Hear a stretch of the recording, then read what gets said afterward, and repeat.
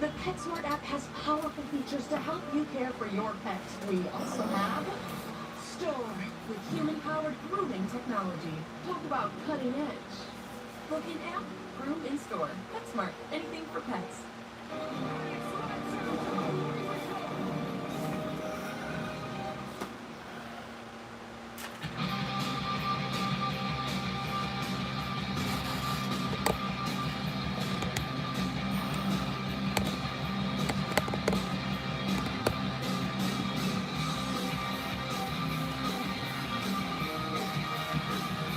Steve, Mauricio, what's up? Steve, hey man, I left you a message on Discord.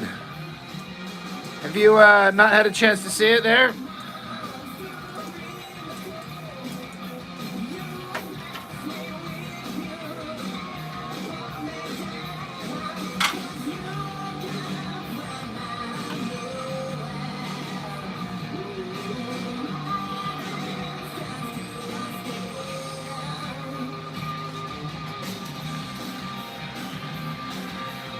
No, you're totally fine, man. I kind of thought it'd be something like that.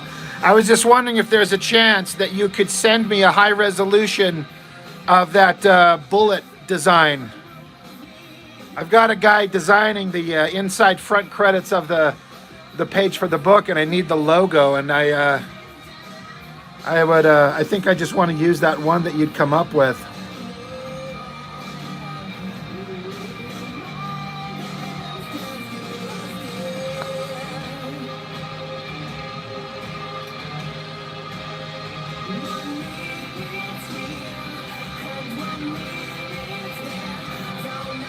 If that's okay. I mean,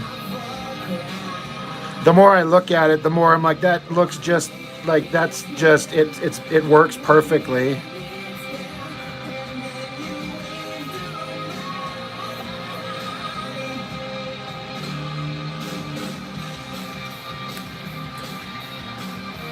No, I really appreciate it, man. Like, I had it in my head, and you saw me doing that live stream where I was like gridding out that whole goddamn page, trying to see if I could just illustrate something, and I could come up with something that's kind of what I wanted, but in like 60 seconds, you had kind of basically made up the best version of it. It looked way better than anything I could draw by hand.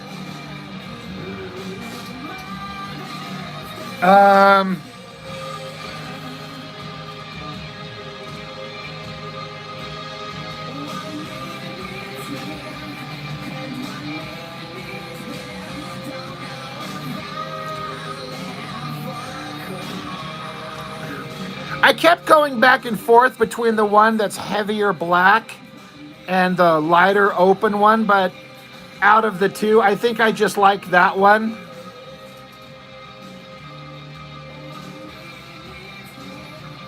So if that's okay.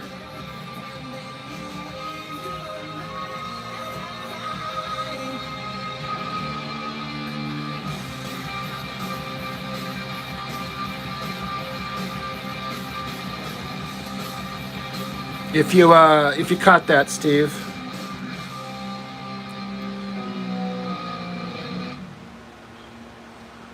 Oatmeal. No, the pizza. No. Eggo waffles. Yes! You both said yes to something.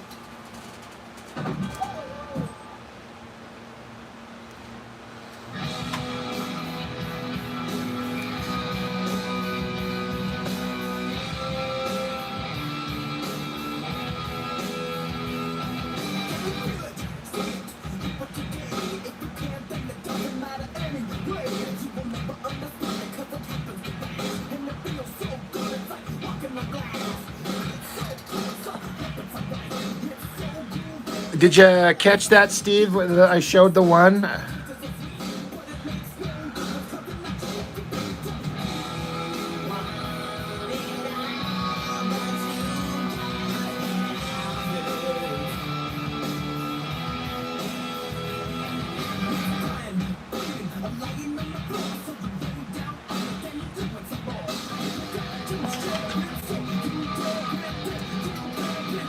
I was just saying, you were asking which one? I was going back and forth between the dark one and But, you know, out of the two, I guess I'd probably prefer this one. If I could get any kind of just like a higher resolution version of it, so I could use it. I've got a guy designing up the letters page, and I want to put that logo on the inside of the letters page. It might go on the front cover too. I'm not sure. I have to get it and design it and look at it and see how it all looks and kind of how I want it to go. But I really appreciate it. My intention is to put your name inside in the front cover as helping design the logo, if that's okay with you.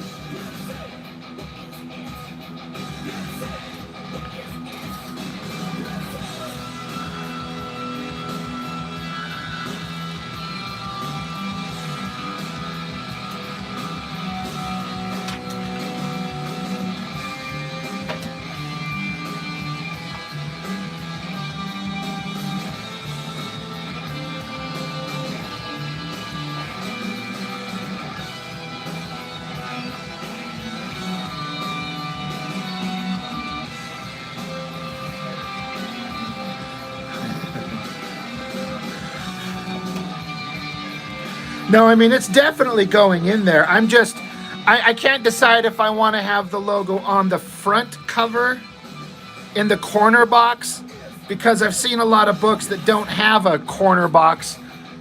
So I'm not sure if I want to do that. I have to get it and try a couple different versions, but the logo will definitely be on the inside cover for sure. Maybe even on the back cover. No, Steve, I want to give proper credit to, you know, the guy who like illustrated the thing. Like my friend Mark Domowitz kind of put the seed of the idea in my head, and then I kind of come up with the design itself, but then you actually illustrated it. So it's my intention to add your name, unless you'd prefer I don't. LL, what's up? Mello, what's up? Got to meet Danny Bedrosian earlier. I'm all jealous.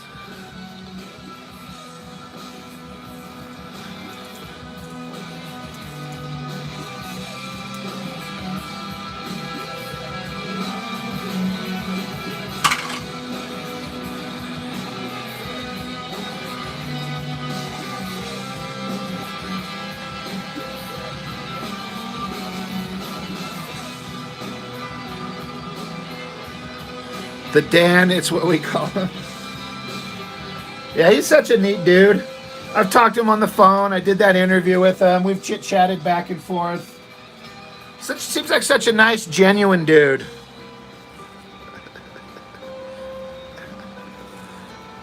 Your wife is emotional. Pencil for life, Brad. What's up, dude? LL, I'm glad you're around, man. I'm glad there's some people like these streams. It's nice to have people who enjoy hanging out and with a bunch of like-minded folks. Your wife watches me as well? She's probably one of only 3 women who actually do. I think my audience is like 99.9% 40 to 50-year-old dudes, which makes sense. Manage their health beyond filling prescriptions. With personalized care built around you, we're here to answer questions, catch what others might have missed, and help you save money on your prescriptions.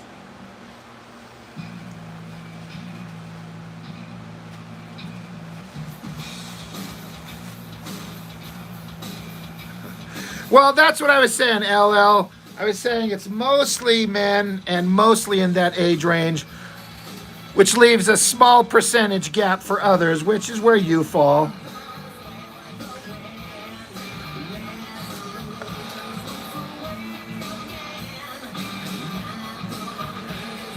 Pencil for life. Got some big news dropping in August. You got some pro cover work dropping. Hell yeah. I assume they kind of probably picked you up to do some cover work because of all that awesome gray toning, almost painterly stuff you do, Brad. I mean, that stuff definitely stands out.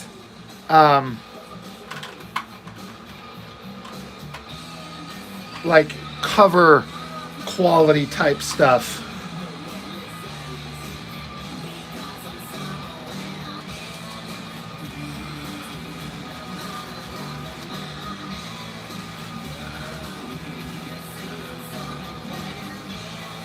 Yeah, that's awesome, Mello. I saw the comics you had collected on that picture you posted, and one of them was his book, and I was like, I knew there was a convention going on, but I didn't know you guys were near each other. Or I just didn't pay attention. But yeah, I was just like, if he got that book at the convention, he must have met him. So that's awesome.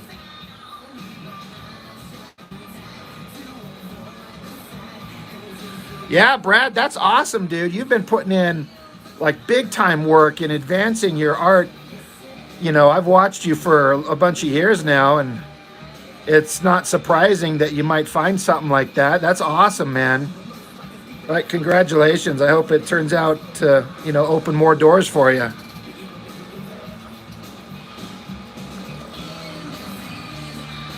Grendel. You typically listen to my 90s comic critiques when you're returning home from the gym about 7:30.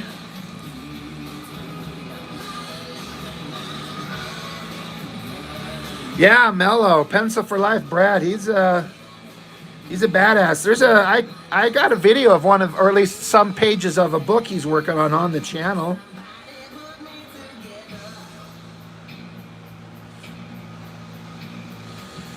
If you want to see some of his comic art.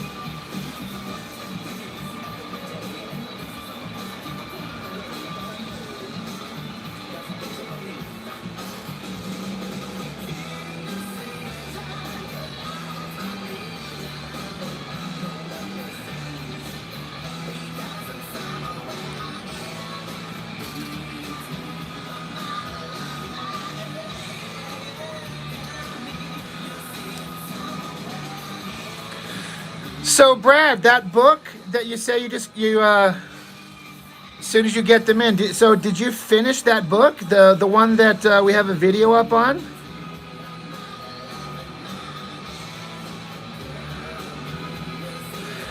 Roland. So yes and no. I mean yes, because obviously I didn't want to have the guy's foot in front of the guy's face. I was just going to, when I lightbox this, I was just going to then, once I get all the other figures done and this figure here, I was just going to separate the paper and move the blue paper over in relation to the final Bristol board to just move that over out of the way. But then I was like, I think I might like it bending his leg back this way instead of having it extended forward. So there was a couple of potential solutions. That's the one that I was going to go with.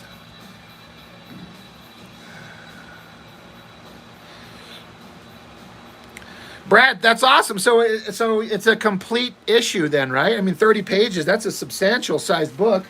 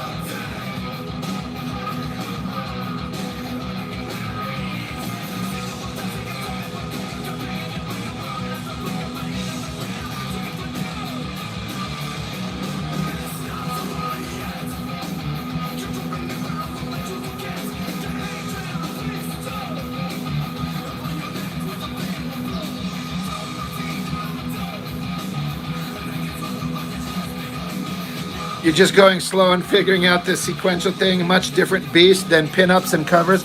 Yeah, for sure. Telling stories it's a whole other animal, isn't it?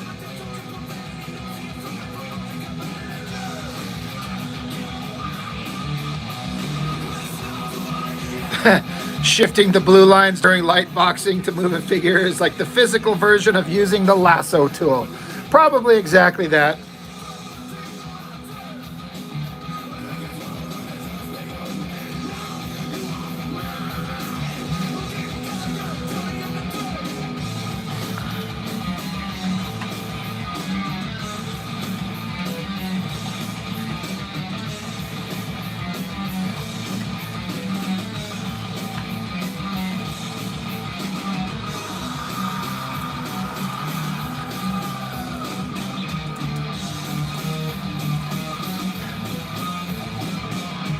Remember when covers told complete stories? Jim Shooter remembers.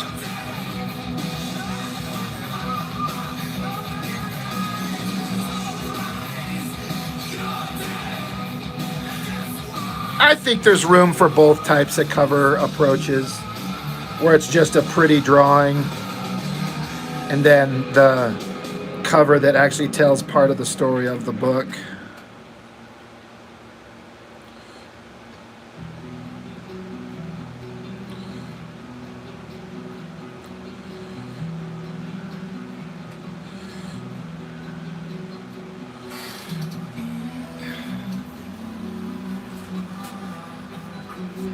Roland, this is Faith No More, the Epic album, right?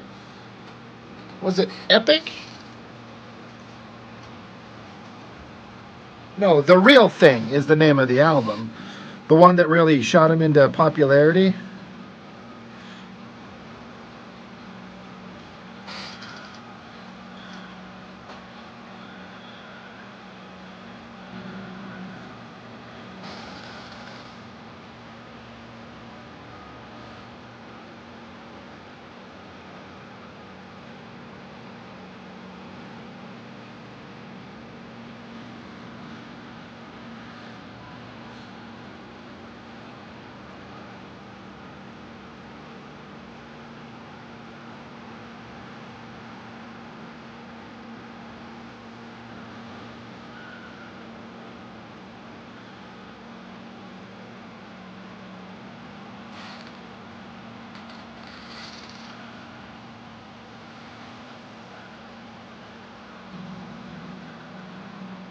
Grendel, yeah, Faith No More.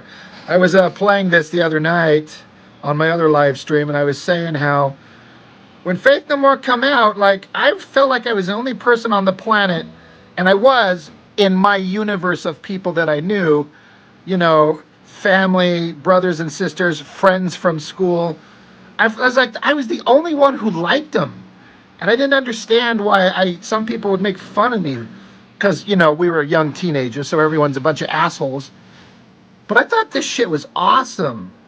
And it's so different. And you listen to this album as compared to the contemporary stuff at the time, they were way ahead of the curve.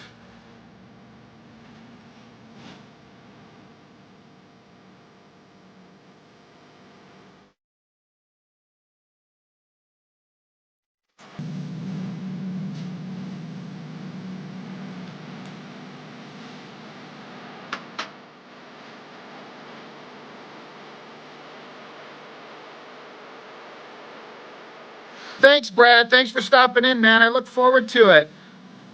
Thank you.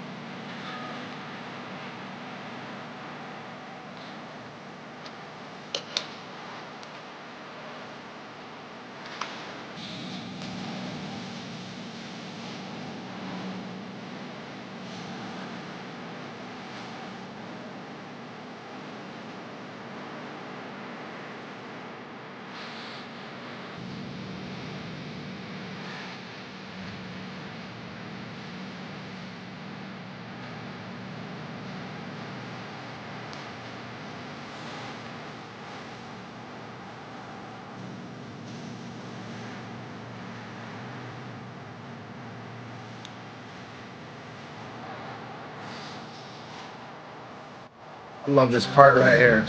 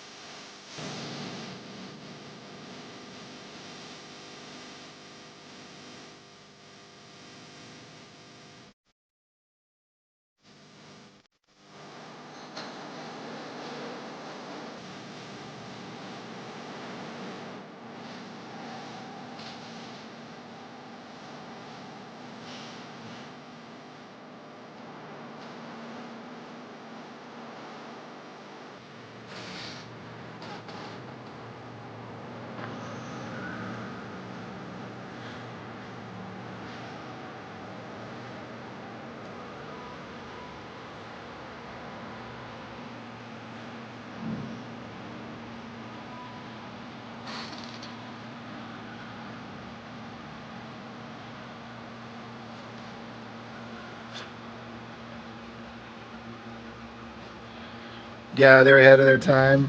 Yeah. Put down the burgers and pick up Arby's cheese. Yeah, I was really into them when I don't know, I was 15, 14, 15, something like that.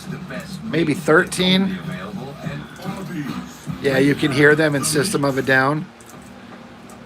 Running your first 5K. Yeah. Hard. Getting used to your first pair of glasses.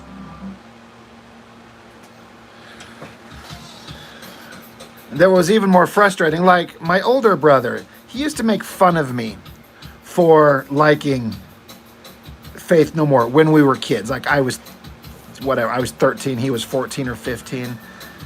And so, you know, we were assholes as kids. And then he was over there, and he was into Milli Vanilli. Girl, you know it's true. Even my dad kind of made fun of me for liking Faith No More, because they just didn't get it. So it kind of pissed me off, and I have a tendency to not let shit go. I hold on to things that I should really just let be the past. And that shit still kind of sits with me.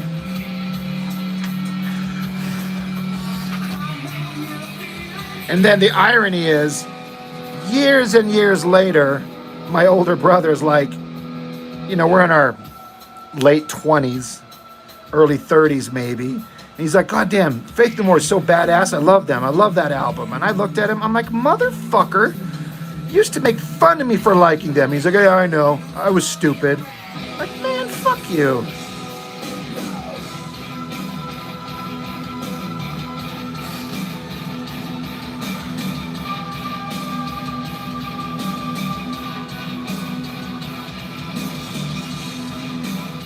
Kenito, Pet, hello.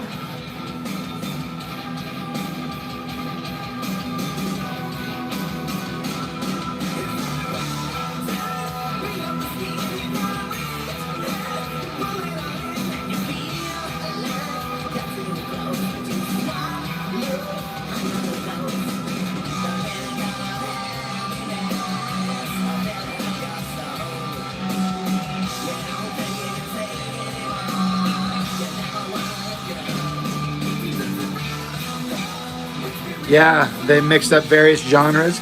Like there's a song on this album. I think it's the last song. It's like a bluesy piano piece. I don't know how else to describe it, but I remember listening to that for the first time going, this is not like anything else on their album. These guys were all over the place.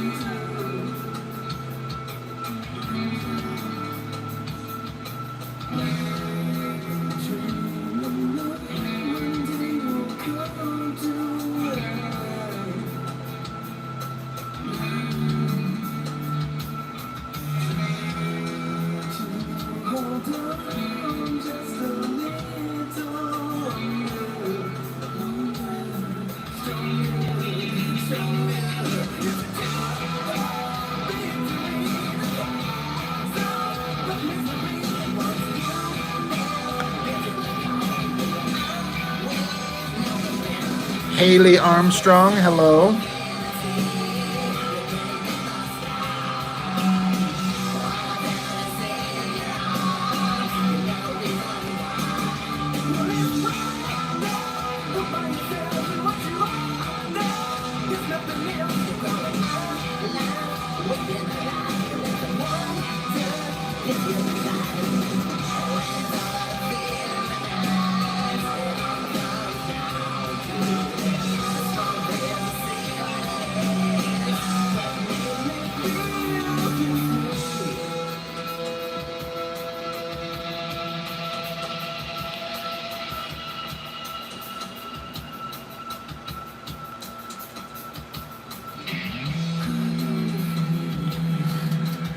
It is the real thing.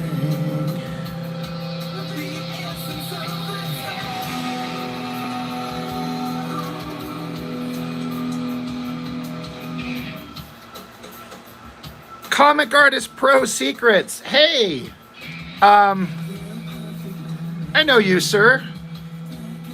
I wanted to say, a friend of mine pointed out to me about a week ago, there was a live stream where you mentioned that you knew me and about the Liefeld Lee thing, and you kind of took the question and put it on X, and you wondered if maybe I didn't know you. No, I definitely do know you, and I definitely do not hate anybody's guts. So I just wanted to say, while I have a second, that thank you for mentioning me, that you watch my stuff. I appreciate it. I appreciate it very much.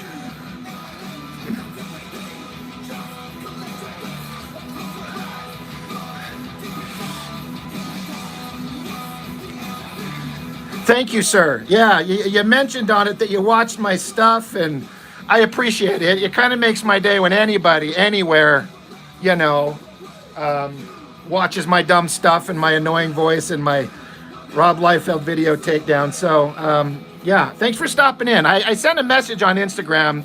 I just wanted to let you know that I heard you say some kind things. I don't know if you happened to check that, but thank you. Thank you for having very positive things to say.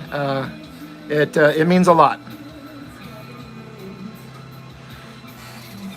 I'm just some knucklehead over here just talking about comics, and somehow I've gained a little bit of a following, and It's been a real joy. So again, I appreciate it. Thank you very much.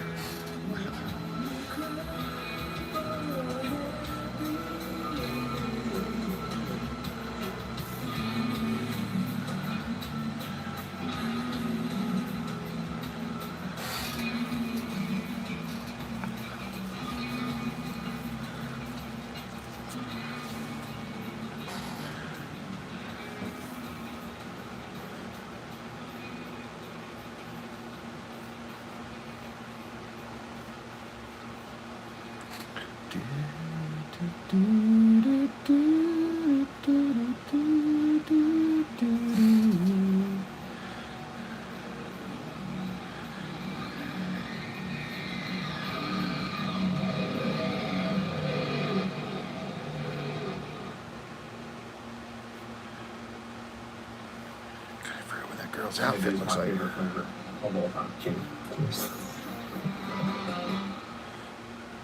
There's a lot of science that goes into making sure this helmet protects me. The same is true of the Colgate Total Act.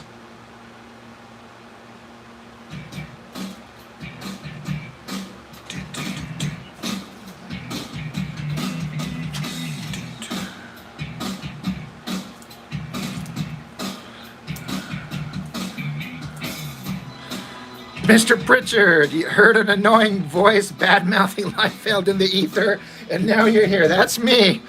That's me for sure.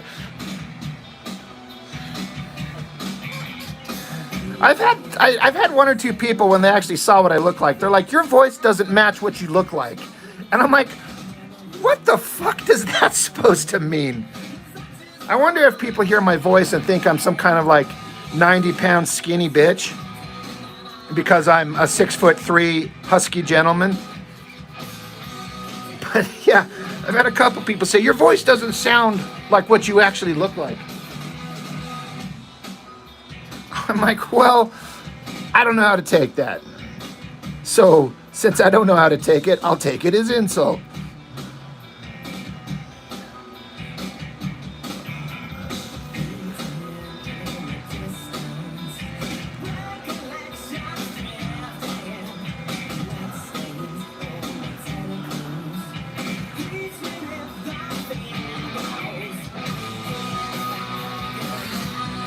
Yeah, Faith No More. I was talking about earlier how I was a big fan of them, this album, when they come out, and not many other people were that I knew personally in my small world, in the small town I grew up here in southern Utah where I lived. Now I'm just in, northern Utah, but in southern Utah, nobody I knew liked them except me. Like, you like that? What the hell? You should like Guns N' Roses, which I did. And Motley Crue, and I'm like, I did. I liked all of that, but something about Faith No More's sound just, yeah.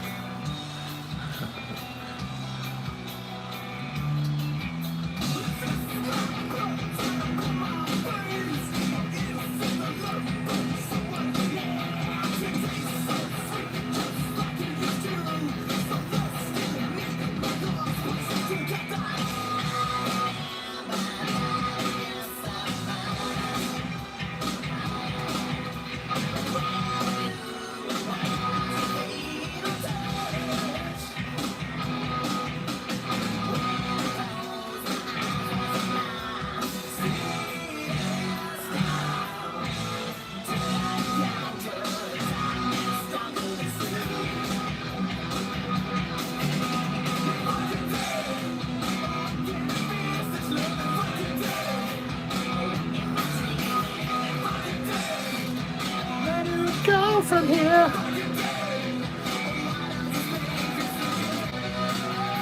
Does Faith No More even exist as a band anymore? I guess I have to imagine they're all pretty old at this point. Like, like everything else.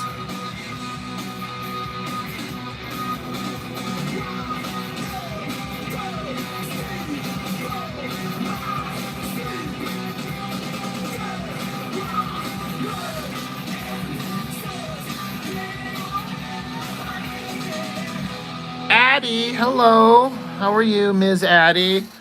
Adam, hello, dude. I mean, Did you say no to this? I'd sit down at my drawing table once a day. It is the weekend. Your best accessory for a night out? A glowing smile. All you need is one pack of crest-free white strips, and you'll Grenda, why do so many artists not get better as they get older? I don't know. I guess it's just, that last 12 it just months. varies person to person, I guess. Some artists kind of, you know, maintain. Seems like kind of the, generally speaking, most people kind of deteriorate as time goes on, and their best work was years behind them. I don't know. I was talking the other day how, in my opinion, like Joe Mad and J. Scott Campbell, they're not exactly old men, but they're older than me, for example. I'm almost 50. So I'm going to imagine they're in their mid-50s at least. And to me, they're still at the top of their game, like haven't lost a step. So I don't know. Frank Miller seems like he's about 450 years old now. And I don't know. His art is, I can't even look at it anymore. Especially when you see what it used to look like on the, like that Daredevil Artist Edition I just talked about.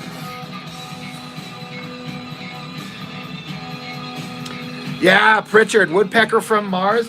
We were talking how this band had so many different things going on in this album, like this hard rock, kind of a funky beat. There's like a soft piano, like jazzy tune. And then there's this one that's just all instrumental, like no vocals. What band puts just an instrumental track out? I don't know, is Woodpecker from Mars theirs? Or is it somebody else's and they're just covering it? But no vocals, just hard rockin' beats? Like, it's awesome. Adam, you feel like your eyes are getting worse and you think it's wrecking your drawing abilities? I'm always worried about that maybe I'll start getting the shakes or something like that. I work with a dude who's probably in his late 50s, and his hands shake like this all the time. And so his handwriting is really wobbly. He walks and talks and acts just fine. But when you see his hands, he's got the shakes, you know? I'm like, God, every day that I'm able to do what I want to do relatively comfortably, I can see, and I've got hand-eye coordination, and in theory, my brain still works. I'm like, consider it a lucky day. Yeah. You know, maybe Parkinson's. I don't know. I don't have, I like him as a human being, but at work, he's kind of a fucking cock ass. And so I try not to talk to him at work because I'm going to just yell at him because he's stupid. But I'm not chummy enough to kind of bring up that subject. Like, hey, dude, you got shakes. Are you dying? Damn, you're old. Are you going to die today?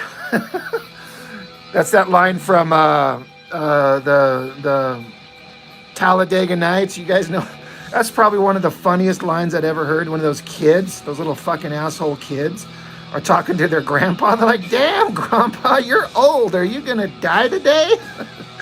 I never laughed so hard in my life.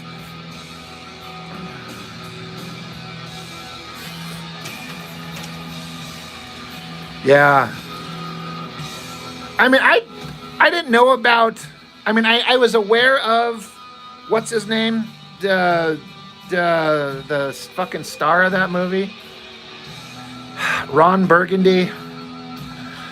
Ricky Bobby. Will Ferrell. Jesus Christ. But I didn't care for him. But then Anchorman comes out, and that's one of the funniest movies I'd ever seen.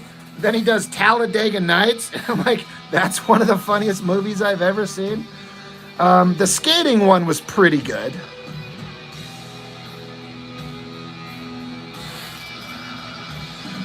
Oh yeah, the Step Brothers, John C. Reilly. JOM, what's up? Your favorite is when you see someone you haven't seen in a while. You're still alive? I'm actually not a big fan of Elf. I thought it was like okay, but I've seen it once. I took a girl on a date to see it 1,000 years ago. And, you know, it was kind of fun in that respect, but I'm not a huge fan of Elf, but I get why people like it. But Step Brothers, yeah, Boats and Hoes. Man, that stuff's funny.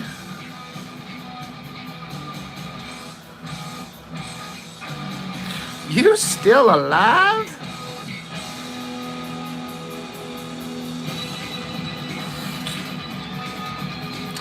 Oh, Metallica's earlier albums had some instrumental tracks.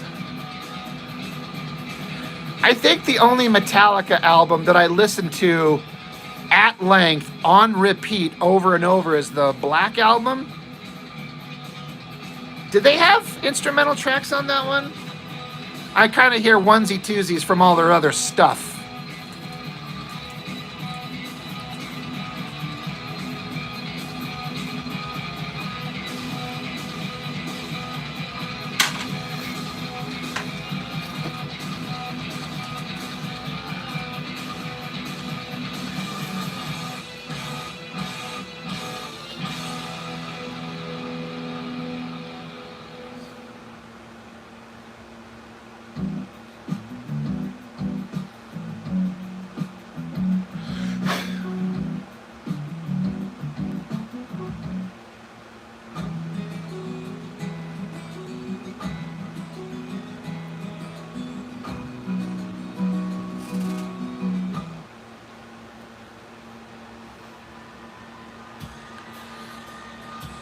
Well, that's a girl, so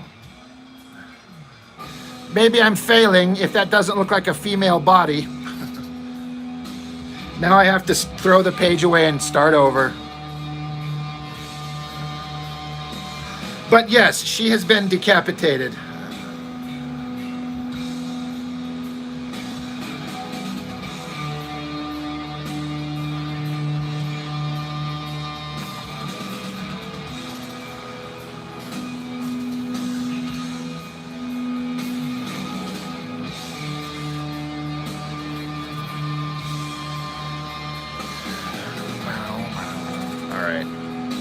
I've taken the rough penciling on this page far enough to light box it when I'm ready to go.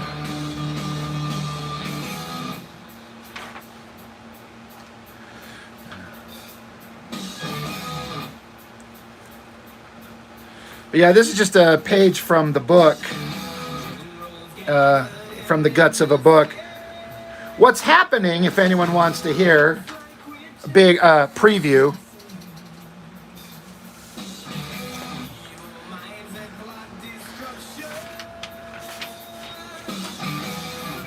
Because again, this is continuing a story that existed already. This guy, who kind of looks like Shadowhawk in a way with the pointy mask, big bright flash of light from behind him opens up a teleportation portal with three superheroic guys that are kind of former teammates of his. They're showing up to stop him from doing something horrible. And they look and see, because this already happened in previous scenes, where the girl that this guy was with, she's over here decapitated and dead. And then this is the villain that this guy has already stopped. He has already ripped his heart out and he's dead. But the heroes are showing up trying to stop something worse from happening. I mean, what could be worse? That's pretty horrible already. And so they yell at him, and this panel here is the guy who's Shadowhawk looking dude with the pointy mask. I have him take it off. So he's a bald guy. I imagine him looking like Avery Brooks from Deep Space Nine. That's what he's going to look like. He takes off his mask, and so they have a conversation back and forth with him, trying to get him to stop this crazy plan that he's on, and he's not going to do it. He's a hero. He's a good guy, but he's on a dark path. And so our lead guy, the guy with long hair and a sword, jumps at him. He's like, we have to stop you, and if we have to kill you, we will. You can't do this thing.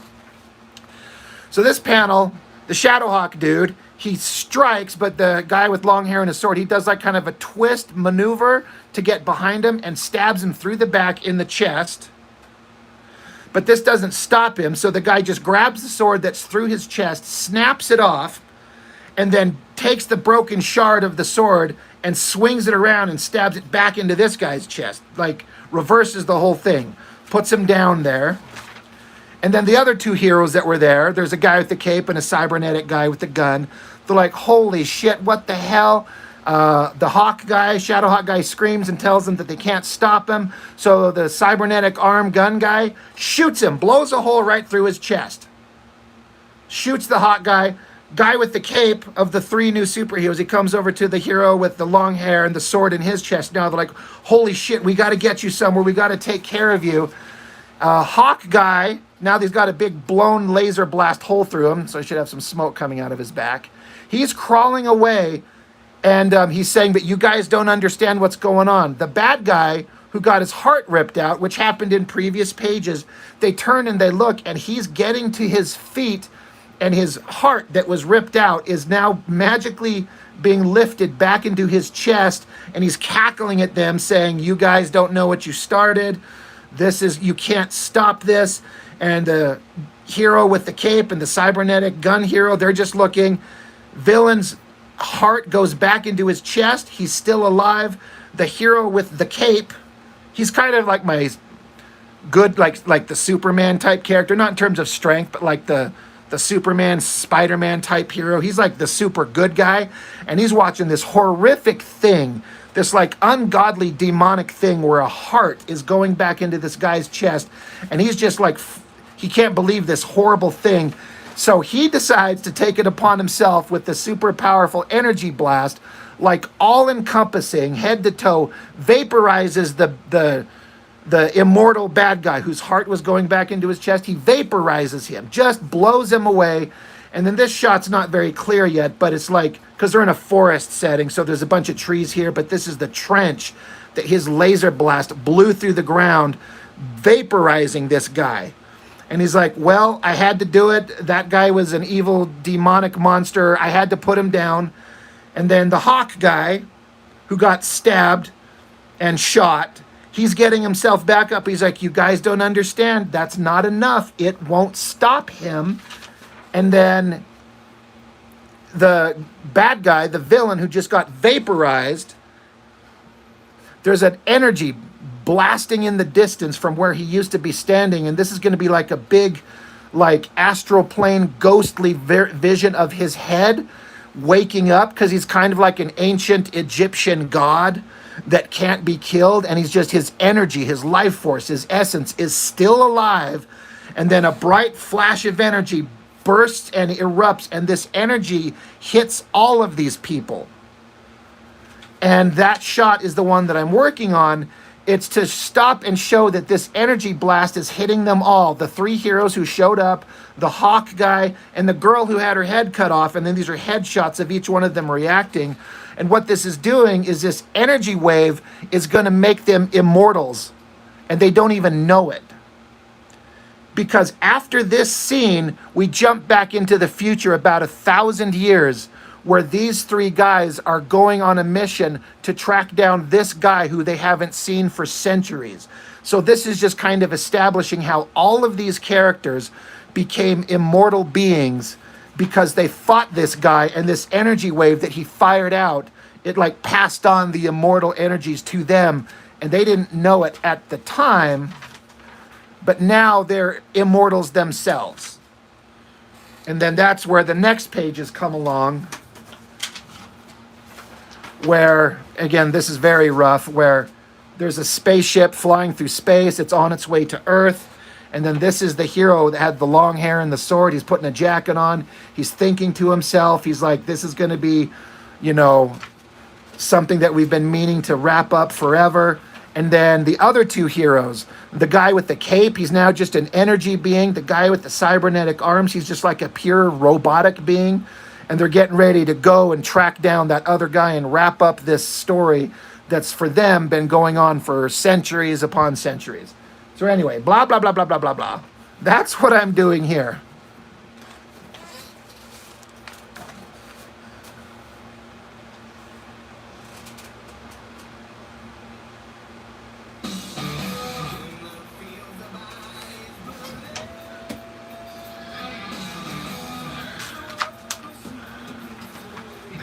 In case your heart falls out.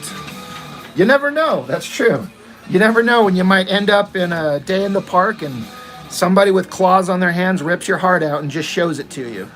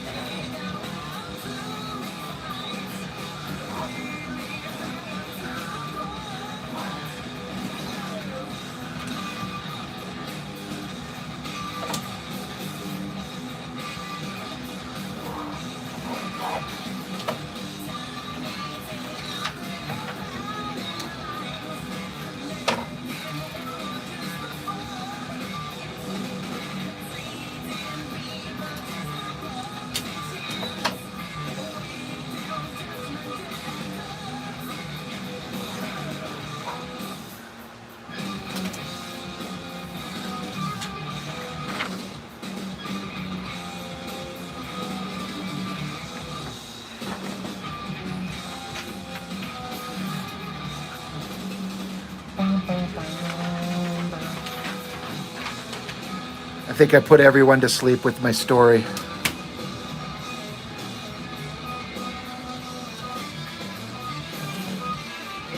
Wouldn't be the first time.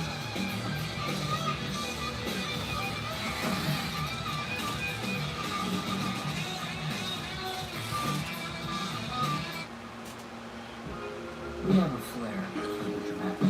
Maker's Mark. Perfectly unreasonable. I'm live in South Georgia. No, you're fine, Steve. I know, and I get it. Sometimes, like, you want to just be drawing. And I actually kind of feel like a certain amount of responsibility-ish because I can just chat and talk and people can hear me. So I understand where it kind of lets people enjoy a live stream if I have something to say and you can listen along and not have to stop and come over to your phone or your computer or whatever and type, because then that stops everything. And sometimes it's fun to just be able to sit there and draw and listen in on the conversation. But then I'm like, no one wants to hear anything I've got to say. But on the flip side, if no one wanted to hear anything I had to say, no one would be here in the first place.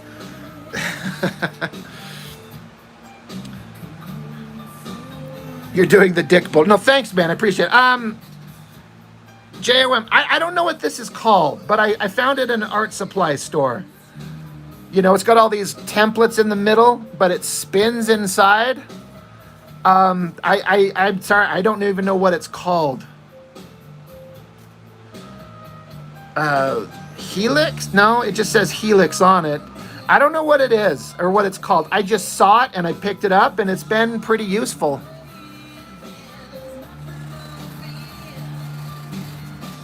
You just stick your finger in it and you start going in circles and it makes things happy. Also, don't listen to me. I am a divorced man, so apparently my techniques weren't that great in the first place. Yap da da da da da.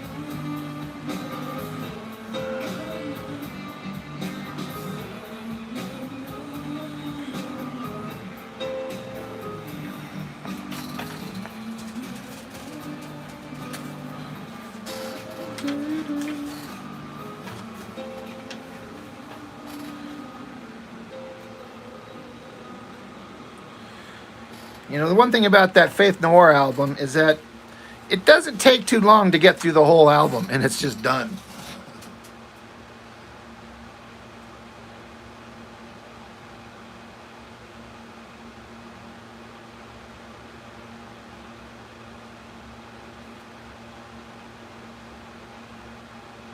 Keep away?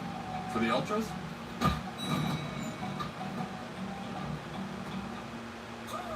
Zepbound, watch this.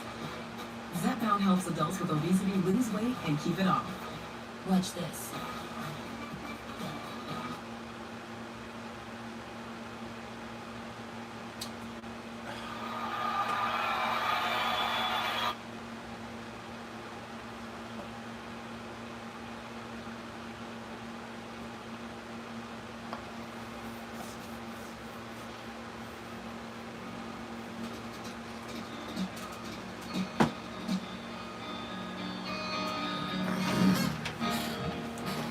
Fuck You All. This is the last song of the evening. This was written by my favorite performer, our favorite performer.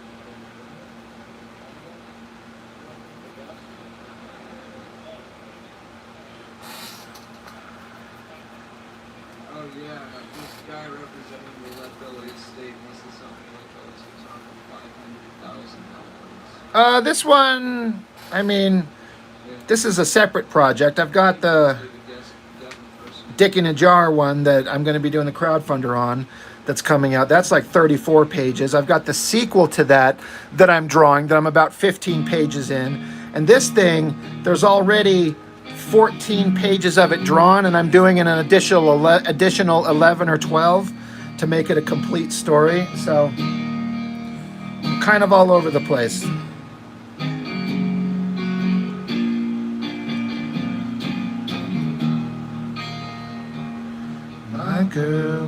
My girl, don't lie to me. Tell me, where did you sleep last night? In the pines, and the sun don't ever shine. I would shiver the whole mountain. My girl, where will you go? I'm going where the cold wind blows. In the pines, where the sun don't ever shine. I would shiver the whole. Grendel, I don't have the means to travel to conventions because it's nothing but an expenditure out of pocket for me. I mean, I might have a mildly small successful YouTube channel, but it doesn't generate revenue in the way that pays me enough where I could afford to go to a convention where I don't pay for everything out of my pocket and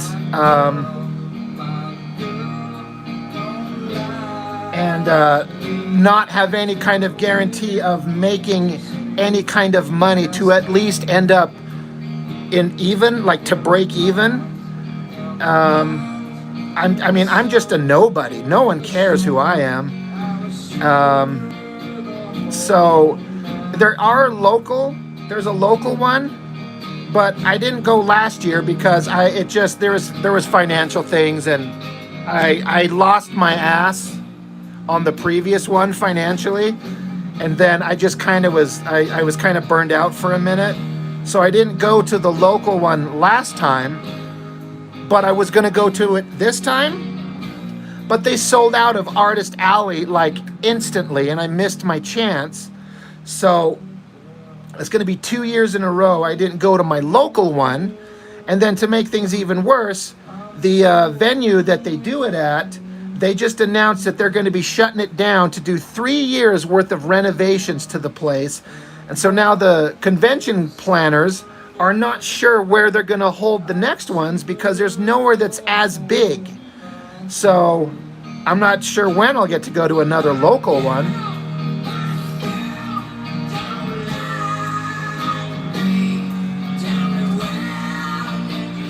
Well, it depends, JOM. How much does it cost out of pocket? It depends.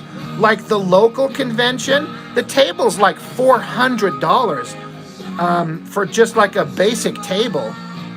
And I imagine most conventions are similar, but then you have to pay to get there.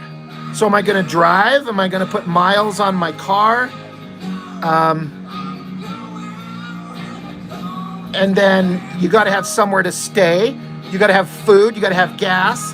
You have to buy supplies. You have to have all your material. You have to have things to sell.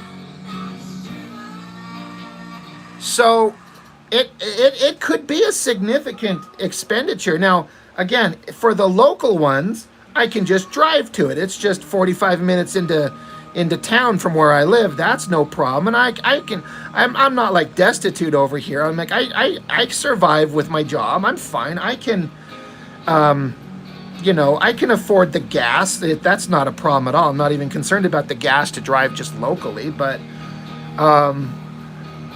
again, I'm not going to go there and show up and no one's going to give a shit who I am. So I'm going to pay for an expensive table, somewhere to live, for a couple of days, a bunch of money to buy supplies, to then just come out of it and have no one buy anything, to even just break even, to just make my table fee back, especially when so many, all my local comic convention that I go to, Artist Alley is just nothing but anime, just nothing but anime everywhere. There was like 3 or 4 guys that are like me. One of them includes my brother, who are like guys making traditional, like American type comic books, but everything else is anime.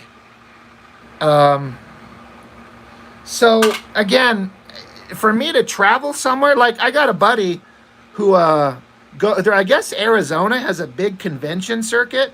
And he goes all the time, and he's like, dude, come to Arizona. You can stay with me. And that's something that'll probably happen eventually.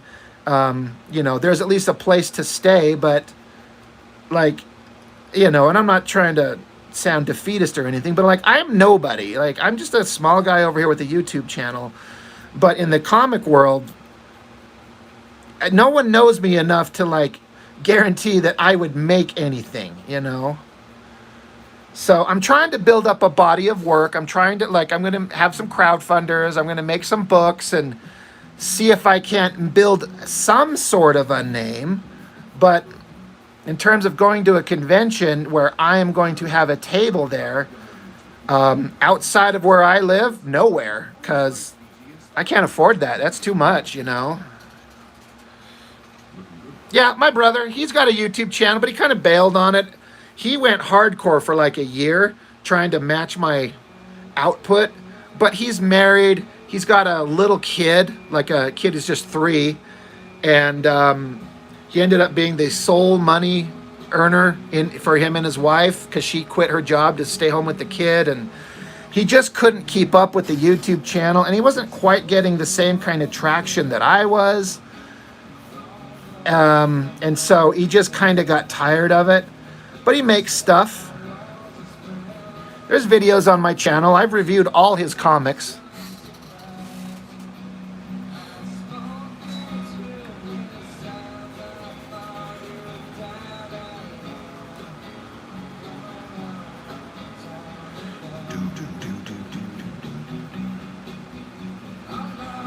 Yeah, it would be fun to be able to travel and just have that kind of freedom and somewhere to stay, and actually think that if I go out of state to somewhere, that I got to be able to make some money. I got to be able to justify the expenditure.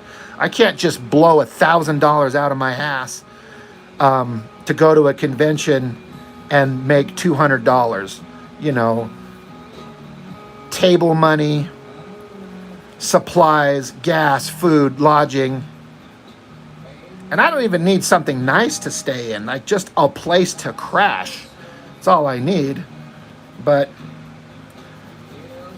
so for right now, instead of doing conventions to get my stuff out there, the best thing to do is what I'm doing right now, is doing my YouTube channel, do live streams, connect with people here, and this gets my name out there in a way.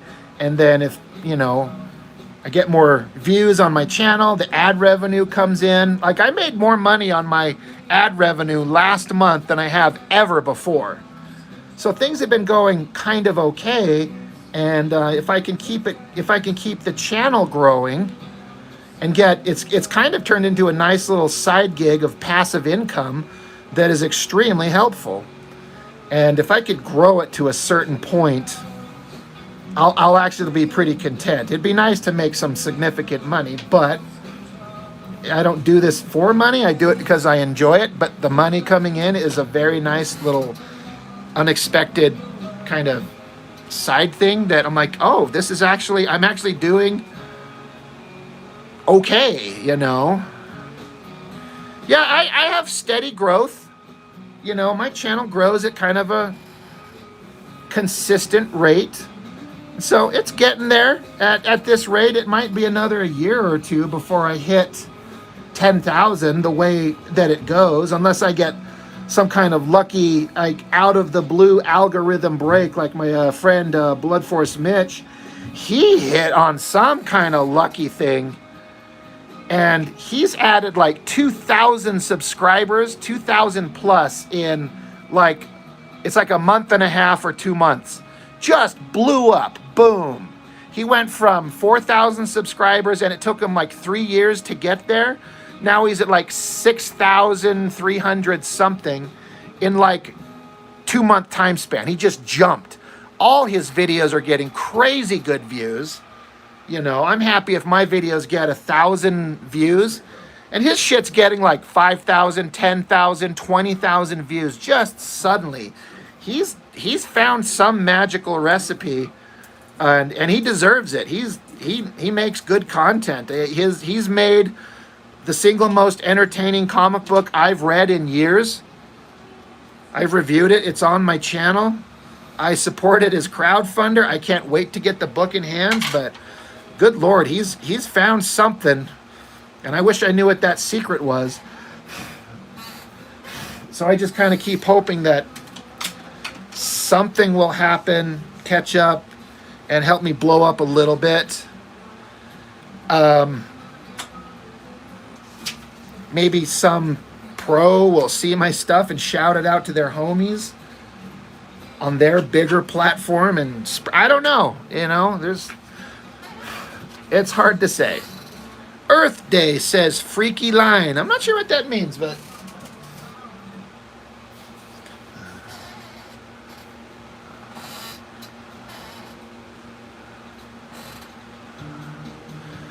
look up team, well, what do you mean, my friend or my brother? JOM?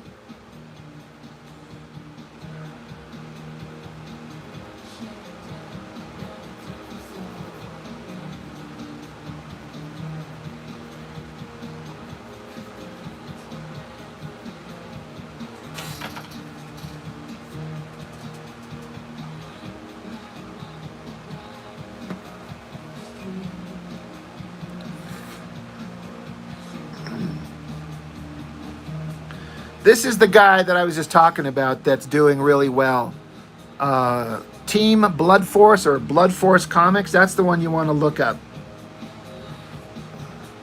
As far as the guy I was just talking about that's just blown up, his channel just...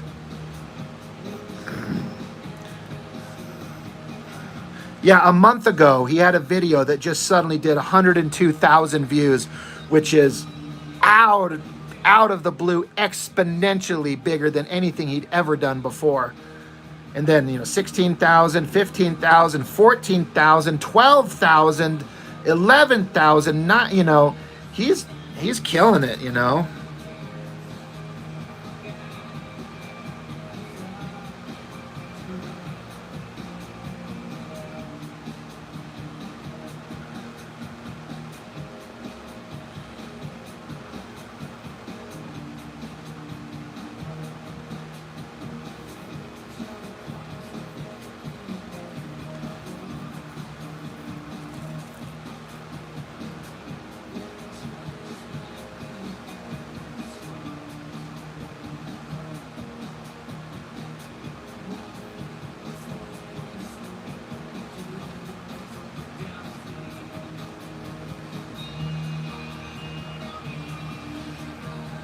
And then my brother, it's just Norton Man Reviews. But yeah, the last thing he did was 6 months ago. And yeah, he wasn't getting a lot of traction. Like, he did a video on the Marvel Top Cow crossover that only got 23 views. Like, only 23 people looked at it.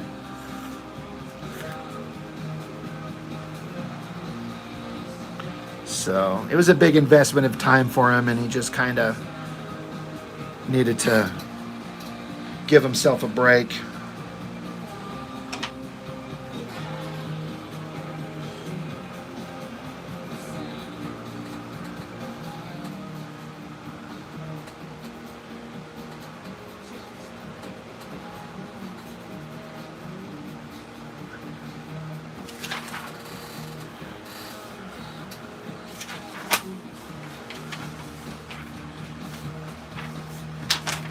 He's got a comic book called Bliss. It's just a superhero action thing.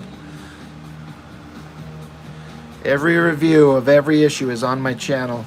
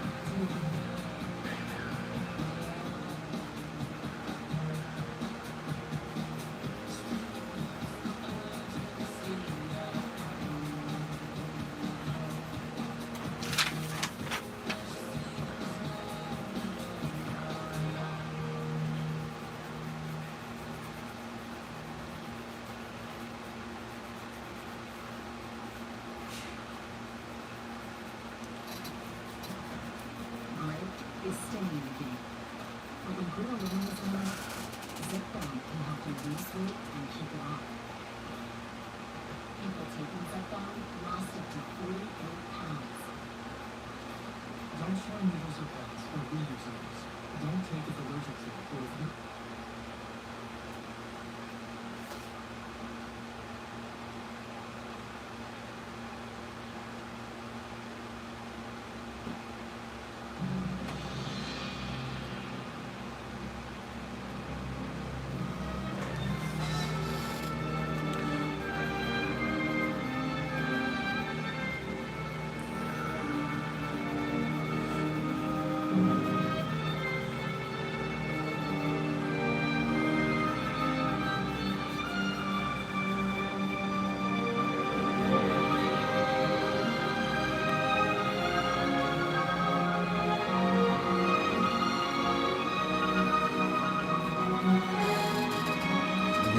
Steven, you know this one. It's a hell of a magical movie to me. It's one of those like defining like childhood movies because it was so dark. It's like, I mean, it's okay for kids to watch, but they like push the boundaries of what you might show a kid. Like, I don't think they would ever release this and say this is for kids, because it's you know, there's some dark and scary imagery, frightening stuff, like heavy adult themes.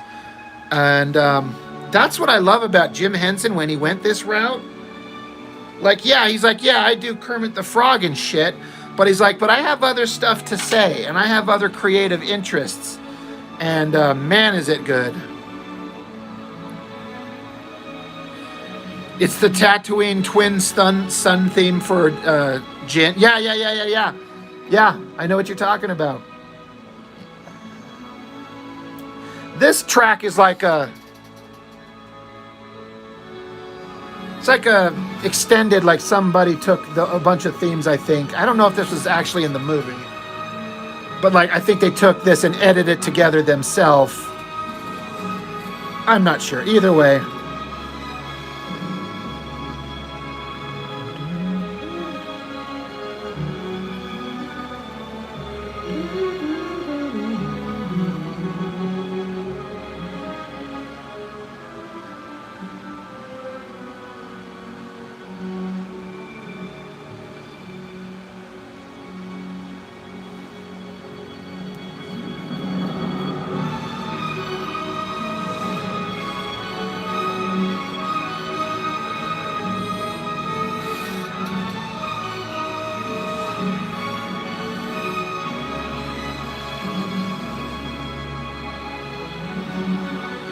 Yeah, his darker themes. Yeah, Jim Henson was just great.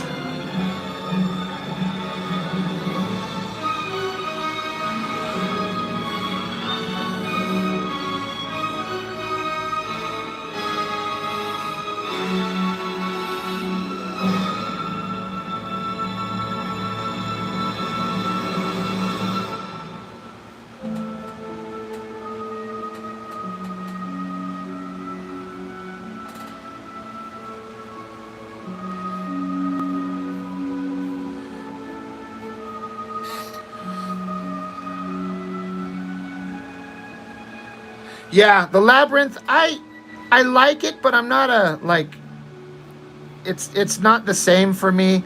It didn't have my imagination locked down the way that like this one did. It's a little goofy. I never quite understood the appeal of David Bowie. Like, no disrespect meant, but I never got it. And this goofy guy with this weird poofball hair and this bulging fucking package and those little skin tight pants he was wearing. I'm like, what are we watching here? But yeah, as a kid, I like the Labyrinth was okay, but I didn't love it.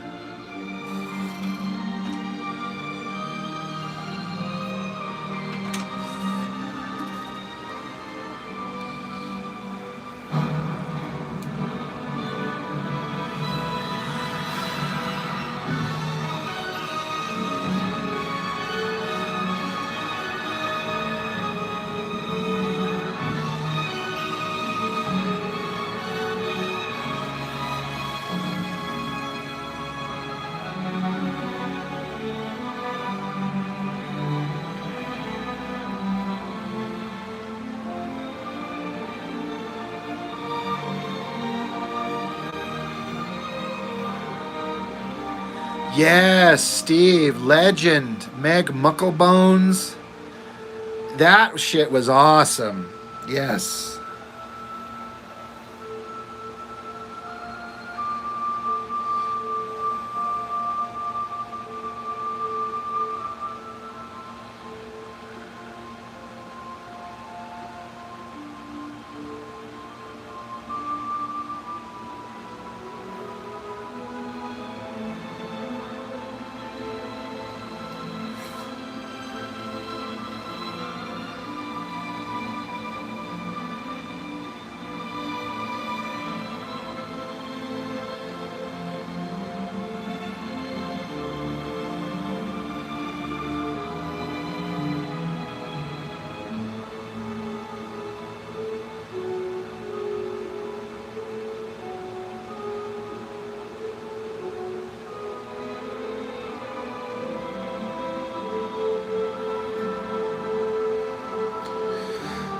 Looking for a reference for something here.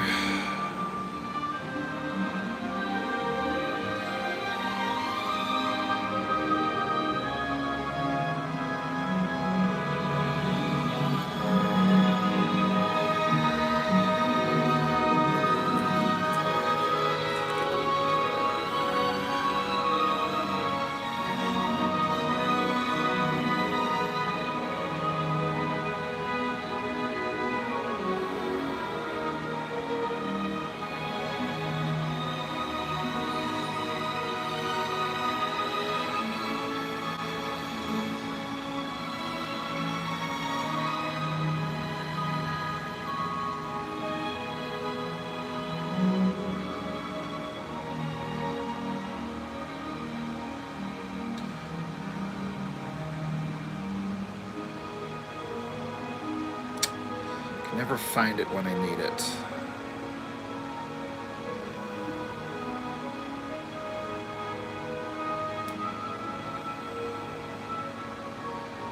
It's fine.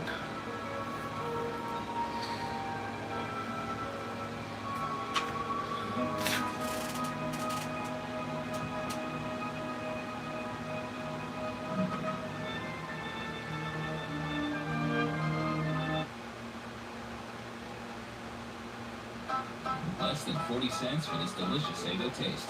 You read that right.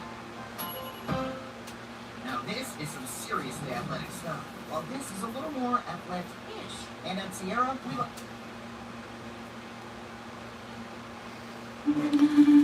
Dial Timsley says, freaky line. You're the second person to show up and say that exact thing. Is that some new weird thing that people say? Freaky line? Does that mean something? Oh yeah, me and Mitch, we have very similar tastes. Some people have said they actually, for a while, thought we were the same person. Like, no. But we definitely... We do the same thing. We're about the same age. We talk about the same kind of comics, and we both are working on and drawing our own books actively.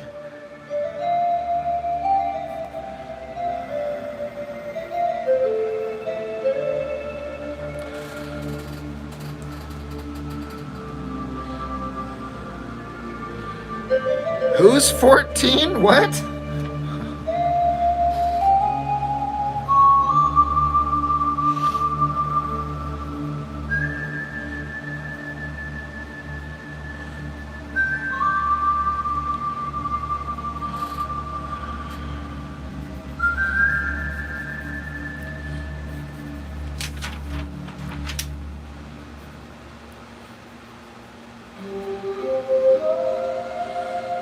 You talking about, what was her name? The actress in this movie? Mia Sara. Yeah. She was quite young.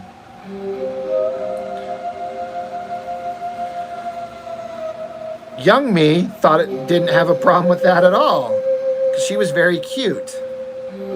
Old me is like, oh, yeah, never mind. That's just a kid. Now it's weird.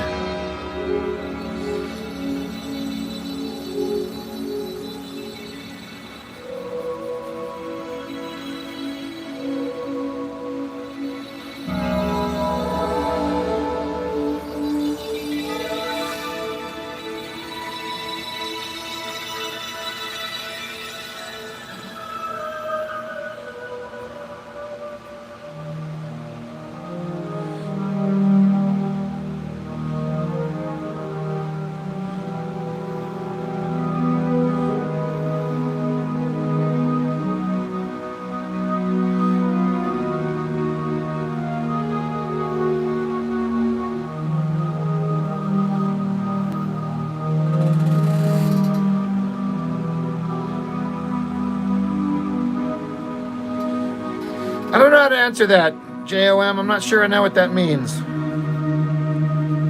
Just be loose. Don't overthink it. Just go. When it comes to sketching, just be free. Just do it. Just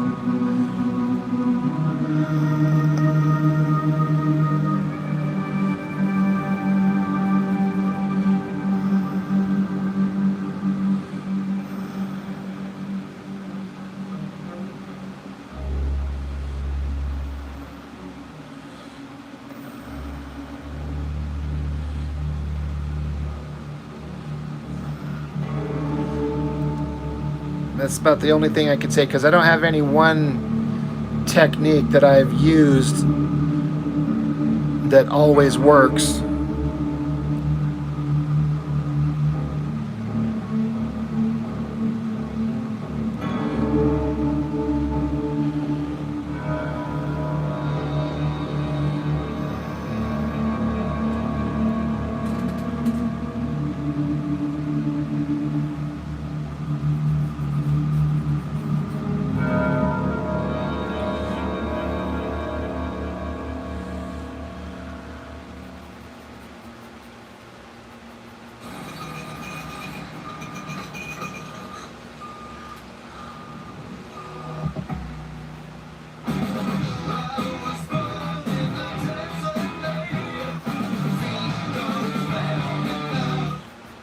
Cascade Platinum Plus has double the dawn to clean your dishes and your filters.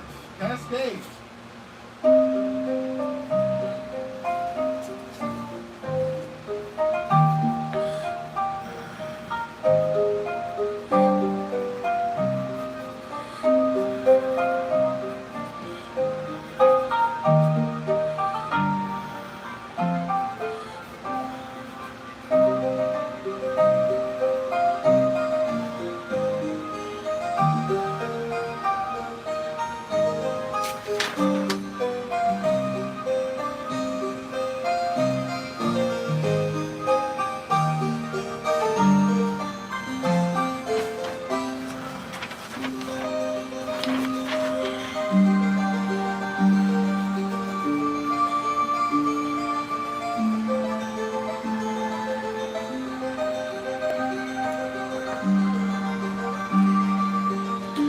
This copy paper is 11 by 17. It's full comic book paper size.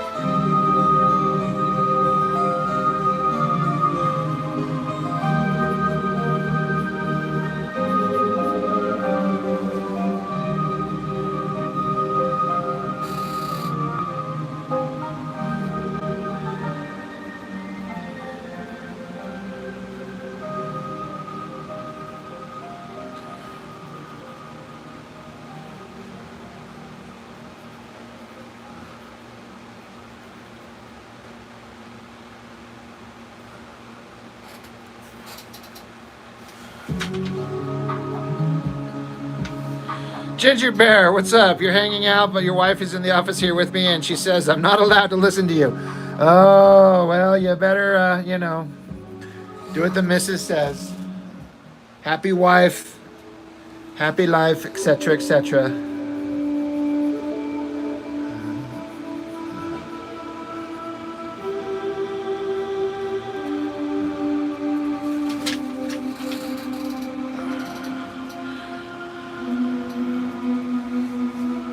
Am I a bad influence?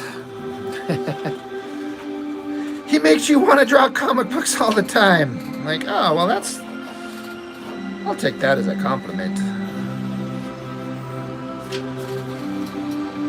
I kind of figured that's what you meant, obviously. That's funny. She's probably sitting over there going, you son of a bitch, I didn't say anything like that. Now you... Like, don't make me out to be the bad guy.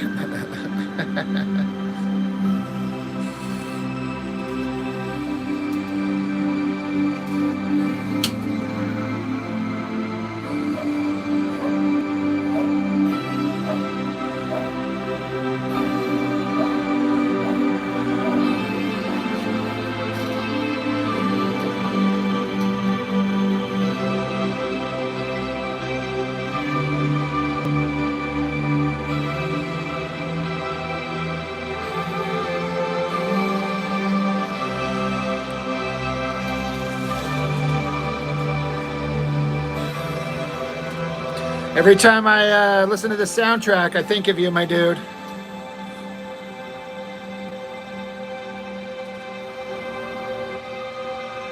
You were going to play some games? Awesome. Play some games. Unless there are those kind of games that's supposed to be done in private.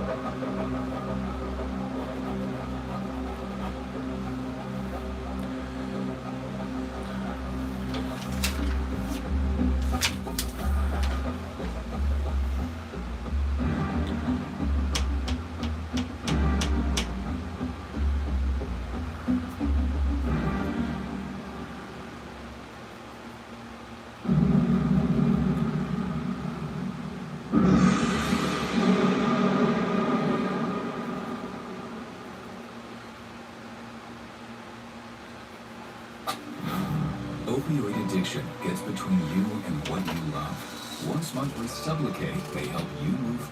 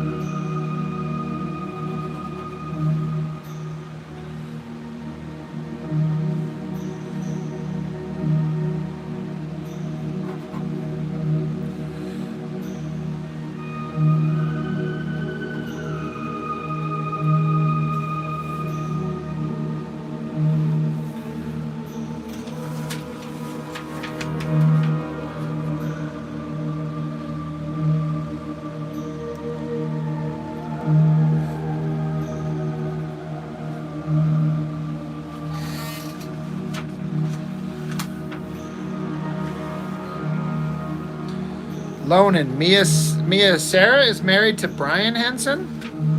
Really? I didn't know that. Good for her.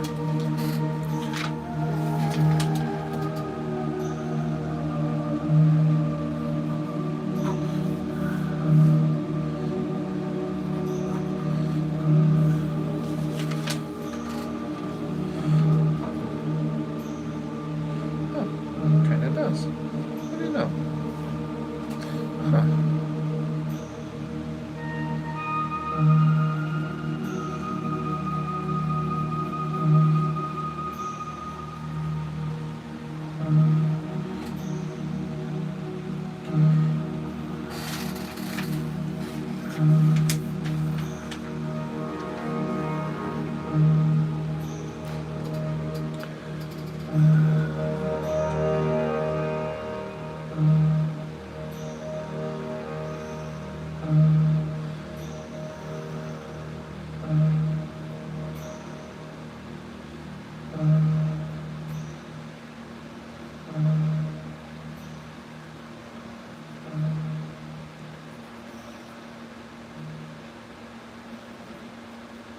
Zero % artificial colors or flavors, 100% delicious waffles. By surviving hide and seek, you've triggered immunity. Didn't you want to say you are going to die?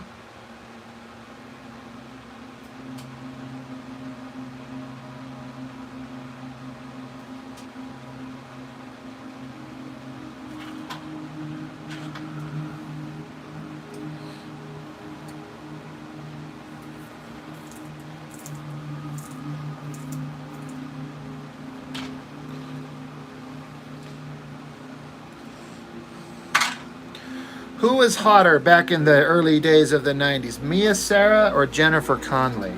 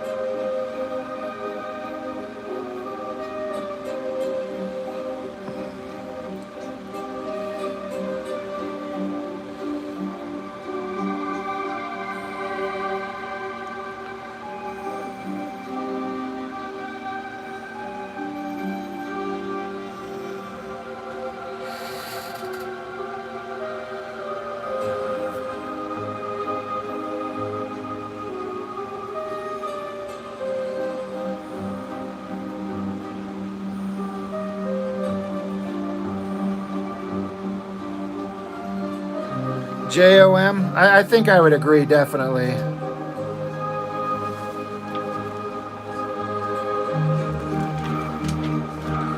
Smoke show. Faux show smoke show.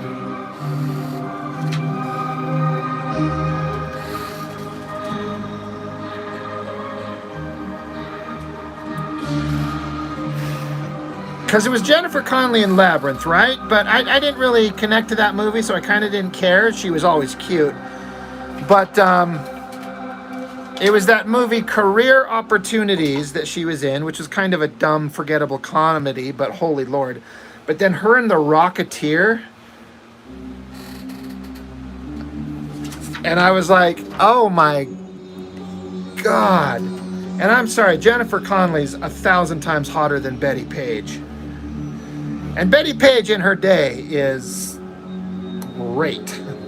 But Jennifer Connelly, oh, just like a classic old-time beauty. Just kind of unbelievable. What's crazy is she doesn't look anything like what Jennifer Connelly looks like now. She's still very, very attractive, but I'm like, it doesn't look like the same girl at all. I'm like, I don't know. I guess that's her. She lost all that kind of like extra fat on her body. She was a little bit curvier, and now she's like a Skeletor. And it's fine, but man, young her.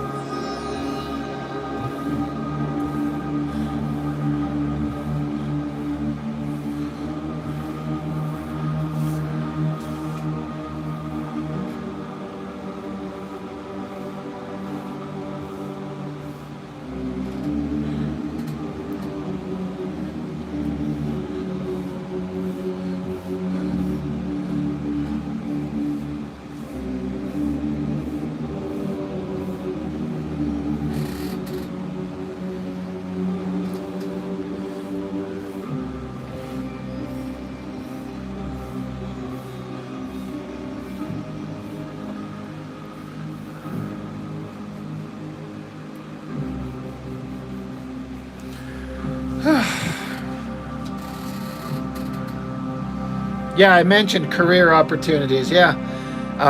Again, kind of a throwaway comedy, but that scene where she's riding that mechanical horse, I'm like, all right.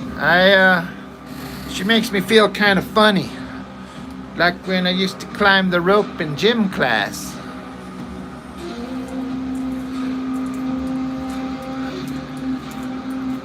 There was that funny part in the movie where the bad guys, the robbers, whoever the hell they are, break into the store, and then the guy and Jennifer Connelly were hiding in like the dressing room. And they're like sandwiched under like a bench to kind of hide, and they're forced to be like right on top of each other. And just imagine having that girl on top of you, that body, that hair, all her accessories, and you're trying to not be throwing wood. She's like, what's that? I'm like, just stop. Look, I don't mean to do this. I cannot help it. When you are you and I'm a guy and I'm sitting right here and you are laying this body on top of me, forced or not, I can't control. So I'm sorry.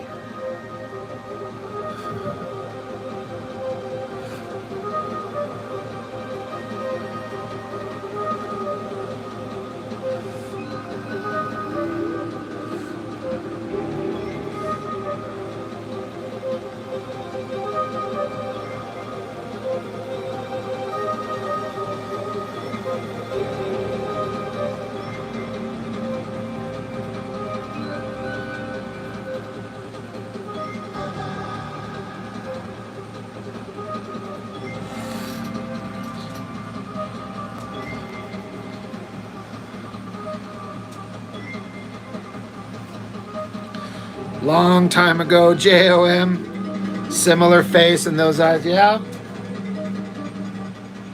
I feel like most of us have a similar story. 1,000 years ago, my dad was in construction and he had a partner. Him and this partner of his were doing drywall as a partner construction business. And this guy, you know, my dad had his wife and kids, and this guy had his wife and kids. And this partner of his had this daughter. Her name was Kimberly. And young me had just never seen a more beautiful girl in my life. And she's kind of the epitome of everything that I'm still attracted to this day. Like, again, it sounds weird to say as a grown man, but as a kid, like, she had like the most perfect body, which, you know, this was a kid at the time, but young me saw that. This long, kind of wavy brunette hair, the most perfect face and eyes and smile I had ever seen. And to this day, nothing has ever quite matched that. And as we kind of got older, and like, so we kind of knew each other because our dads worked together, but then that kind of awkward teenage thing stepped in, and I wouldn't talk to her because you become an awkward teenage guy and you kind of crushing on this girl. But then, you know, we went to the same high school and middle school for years and never got to ever speak with her, really. But every time I passed her in school or somewhere, I was just like, this is the most beautiful woman on the planet. And it's just, nothing's ever matched that in terms of like that shock that just hits you when you're young and you see something like that and it just grabs you for the first time. Byron, what's up? Yeah, it's crazy. And to her credit, she got married right out of high school and she's still married to the same dude to this day. They got kids and grandkids and she still looks good. You know, for a almost 50-year-old woman, she still is pretty smoking hot. And I'm kind of surprised that her marriage worked out because her parents' marriage was fucked up beyond all recognition. Like, her mom was fucking high school kids and doing cocaine and shit. It was terrible. But this girl, she's married to some cowboy and like, I don't know, like 4 kids and then at least 1 or 2 grandkids now. But she's been married forever. So it's like, you know what? Good for her. You know, I kind of thought that she'd have some kind of fucked up life because she was like, and she was that girl that was in high school that everyone's like, that's the hottest girl in the school. There's no doubt. It's her. And I just kind of thought like, well, she'll probably have a rough life if she makes wrong decisions, but she found her Prince Charming and married him and is still with him. So I'm like, good for her.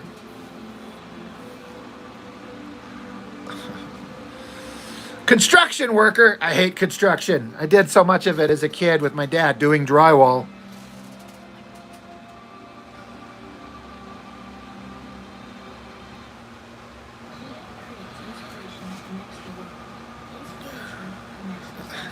Christy Brinkley is still hot. The bar is set. 50 and hot is still possible.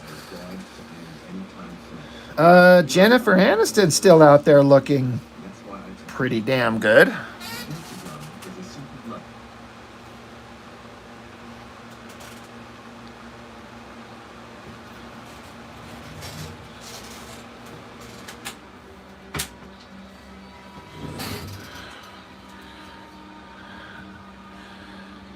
Jim Henson did not have project paralysis. Arlund, hey, we kind of left the Jim Henson conversation back a minute ago. I wonder if you're live, if you're hearing conversations we were having a half hour ago, but it doesn't change the fact that Jim Henson, awesome. I'm going to be working my ass off. Well, that's good. I mean, I go to my job. I work at a Home Depot, and I do work my ass off there. It's getting harder as I get older, but nothing we can do except just keep plugging along, right?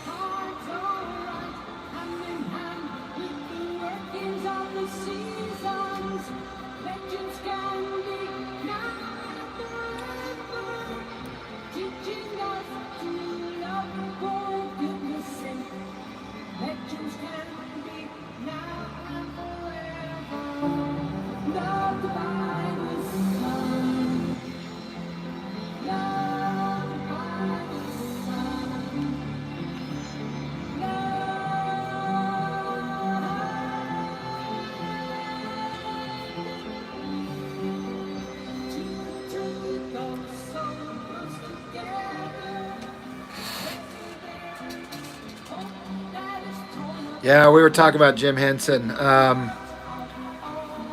What were we talking about? Oh yeah, I was listening to the soundtrack to The Dark Crystal, and we're talking about how those very serious themes that were part of that story were pretty heavy for a kids movie, but I love it. You know, it was kind of dark and scary to me as a kid, but I loved it.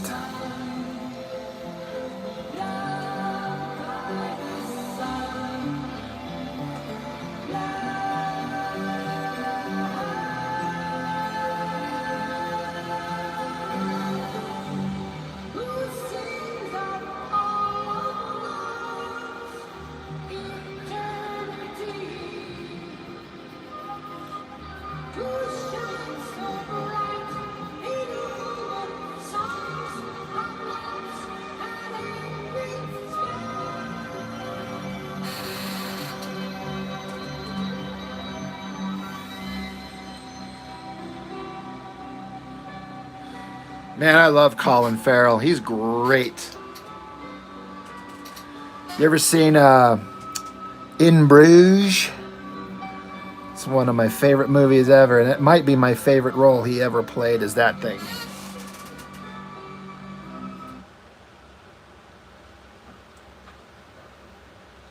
Some encounters are unexpected. Mosquitoes, not so much. Off deep woods. Protection from mosquitoes and ticks. Prepare for the expected. S.C. Johnson. Hey, Dad, I want you to meet my boyfriend. Oh, wow. You are even...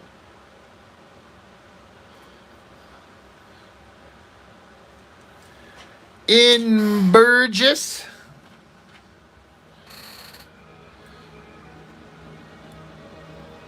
Yeah.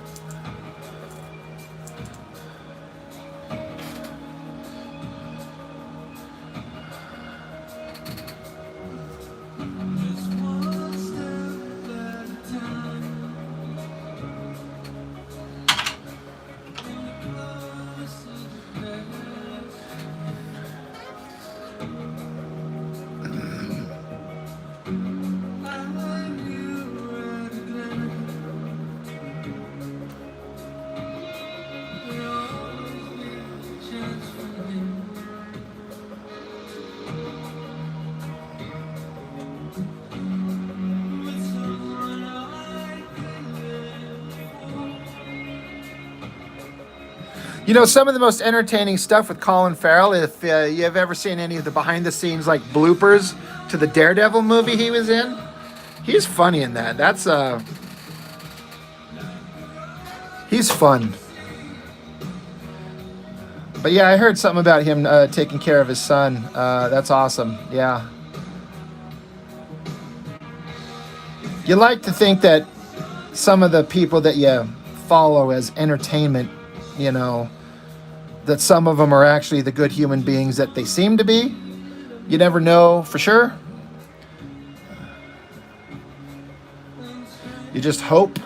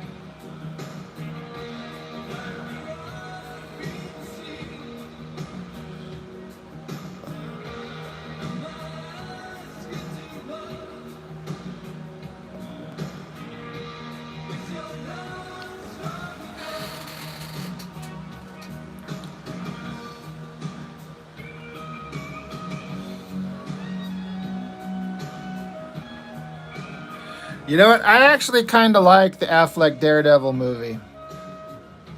Like, it's certainly got its issues, but I don't hate it. I can watch it and be entertained. Like, I don't mind it.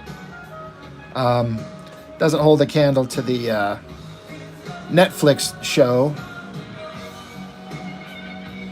And, you know, of course, they made the mistake of trying to do the coolest storyline that Daredevil has available. They try to do it too early, which is like the Bullseye kills Elektra thing. It's kind of like making an X-Men movie, and the first fucking thing you do is go straight to Dark Phoenix.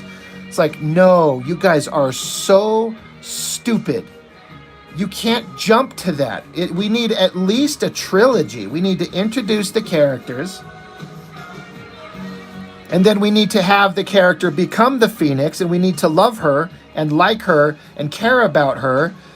And then when she gets the Phoenix power, then we see how powerful and how great it is. And then, now that we know her, love her, care about her, her inevitable fall into the Dark Phoenix is that much more tragic. But fucking movies fucked it up twice. With that stupid X3. I'd like to think that Bryan Singer would have done it right for all his kind of screwed up shit that I guess he's accused of. He made great X-Men movies. But, yeah.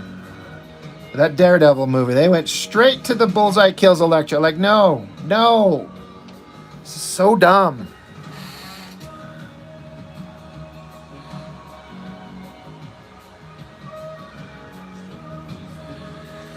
Yeah, and again, that's another thing. They did not get Elektra right. I liked the character that Jennifer Garner played, but it wasn't Elektra. That's not her.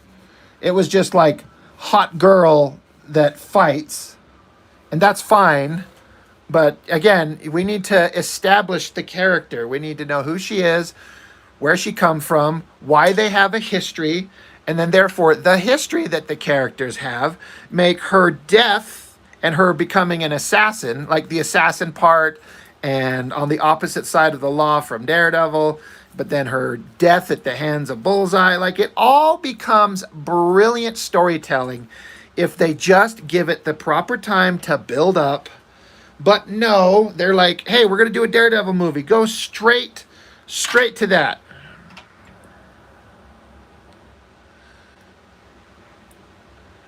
Yeah, abandoning X-Men to go to Superman. I kind of get his reasoning. That's Superman. And what an opportunity. And again, I don't hate Bryan Singer's Superman. I like it better than Man of Steel. But I get people's problems with it.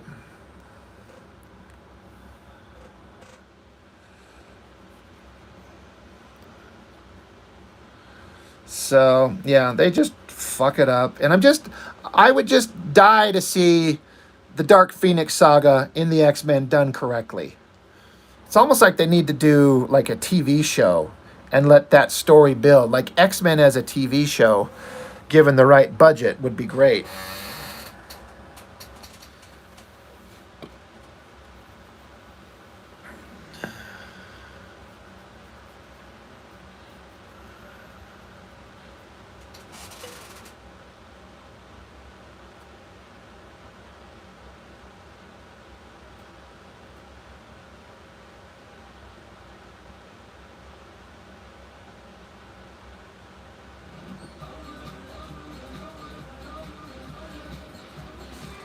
But yeah, to do a Dark Phoenix saga properly, we'd need like 5 or 6 seasons of an X-Men TV show, because we need to establish them. And I want all the characters. I want all the original 5. But then you need to bring in Colossus, Storm, Nightcrawler, Wolverine. And we got to establish all of them. And like I said, we have to love these characters. And we have to be in love with Jean Grey. We have to love her. She has to mean something to us. It's kind of like Gwen Stacy when she dies. I've read several stories and had 1 or 2 people tell me that when they read that story for the first time, they cried when Gwen Stacy died. I'm like, that's powerful comics, you know? And then like season 6, of an X-Men TV show should be the Dark Phoenix Saga. A season 5 should be the build up to it. That's the season 5 should be called Hellfire Club. You know? And God, it would be could be amazing.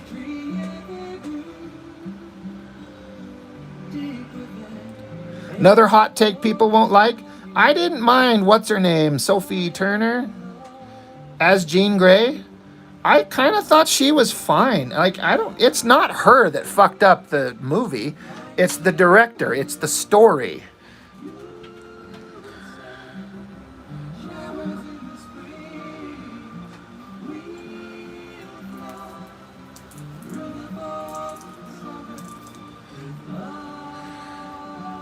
Yeah, I'm one of these guys that, like, I tend to never blame an actor for a terrible role, because if an actor can be really great, but then suddenly there's a movie they're terrible in, I blame the director, because the director is the person that says, do this. And then the actor does it, and then the director said, okay, great, we got it. That's the scene, we're done.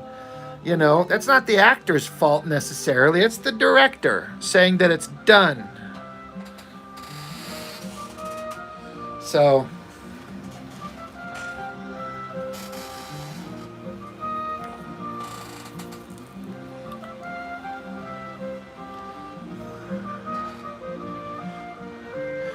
I mean, the right director can get a good performance out of fucking Schwarzenegger. He can't act really, but he's been in some great roles. So it's about casting the right actor in the right role, and then letting them excel at what they do.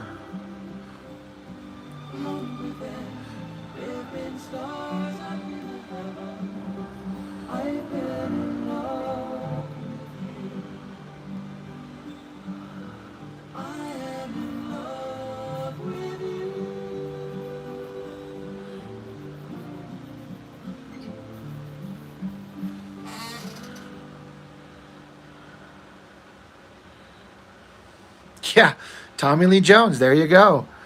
He's great. He's one of the best actors out there. But he must have been like, all right, well, Jack Nicholson went just full on crazy with his Joker. And again, what's his name? The director, Joel Schumacher. He's the one that said, do this.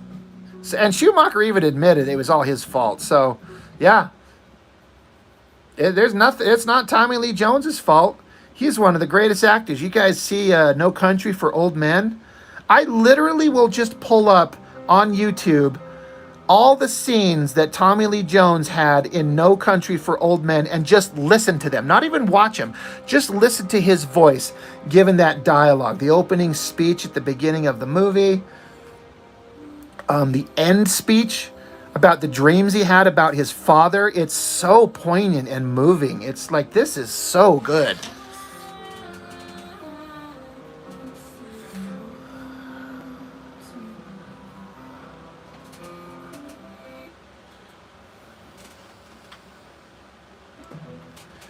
In fact, I kind of even put a speech in my He-Man fan comics. I was trying to, for lack of a better term, mimic kind of the cadence and the feeling of the Tommy Lee Jones speech at the end of that movie.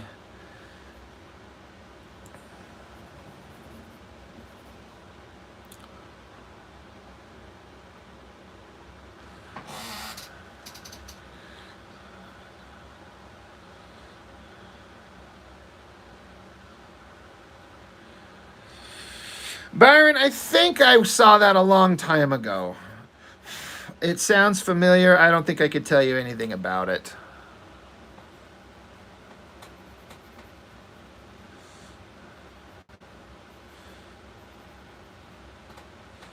I always liked the serious intensity he brought to that first Men in Black movie. Like, it's all funny and lighthearted.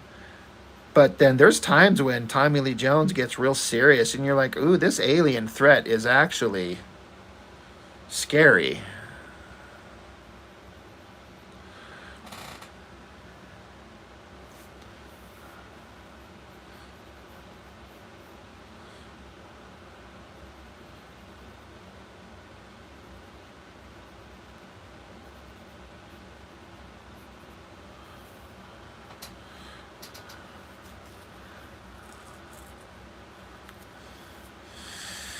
I don't know, Byron. Maybe I'm not. I'll have to look it up. It sounds familiar, but I think I might be thinking of something else. I may not have. I'll have to go look.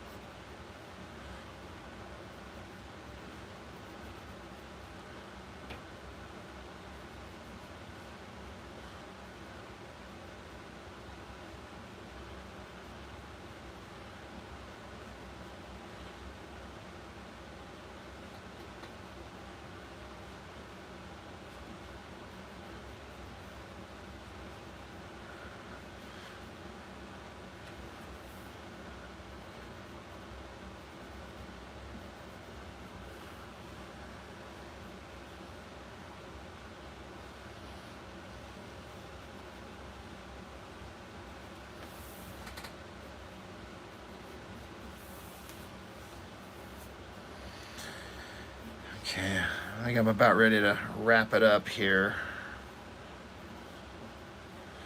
for the evening.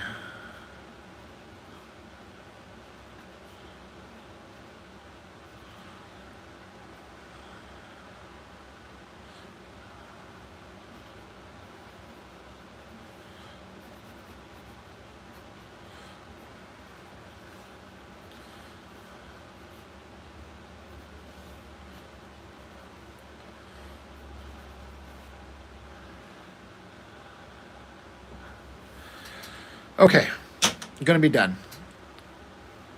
Okay, I'm done for the night. Thank you everybody for hanging out.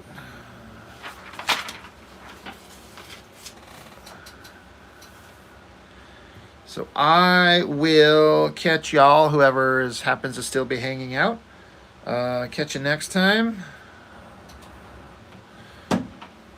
Appreciate it, everybody, as always.